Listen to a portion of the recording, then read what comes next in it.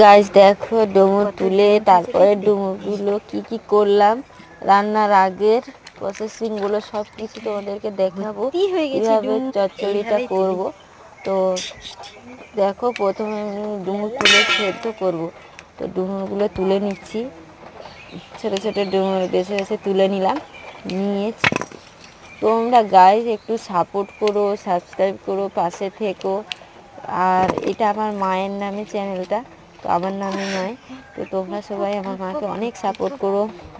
আর অঞ্জলি নামে এই চ্যানেলটা আছে, তো লাভ রিয়াক্ট দিয়ে কমেন্ট করো।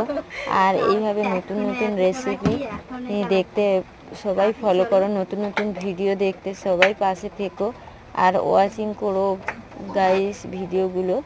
তো আর তোমরা লাভ রিয়াক্ট দিয়ে কমেন্ট করো, কিছু না শুধু লাভ রিয়াক্ট দিয়ে একটুখানি কমেন্ট করে দিয়ে যে লাল লাল লাভ রিয়াক্ট, কারণ একটু আমার ভিডিওগুলো একটু যাতে তাড়াতাড়ি ওয়াচিং হয় আর একটু বেশি ভিউজ আসে।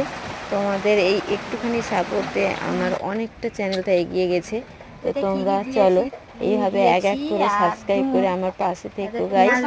আর চলো নতুন নতুন ভিডিও দেখো, আমি এটা কীভাবে কী করছি প্রসেসিংগুলো দেখো, কীভাবে কাটছি, কীভাবে হলুদ মাখাবো, লবণ মাখাবো, রান্নাটা সিদ্ধ করে নেবো।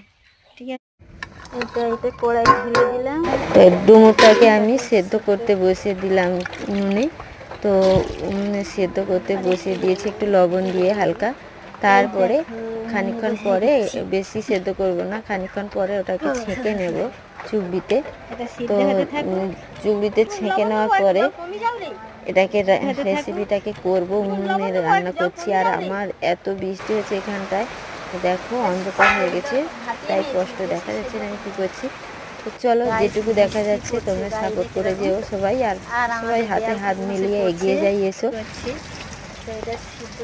এরকম গ্রামের নতুন নতুন ভিলেজ রেসিপি দেখতে আমাকে অনেক সাপোর্ট করো তোমরা, আর যেভাবে পাশে আছে এভাবেই পাশে থেকো।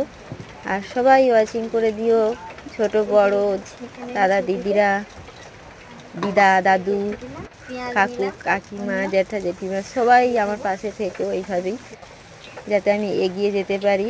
আমার বাড়িতে সবাই সাপোর্ট করে, তোমরাও এরকম সাপোর্ট করছো, তো আমি এগিয়ে যাবো ধীরে ধীরে।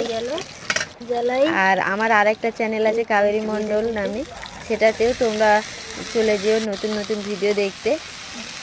Thank you guys watching the video, tata.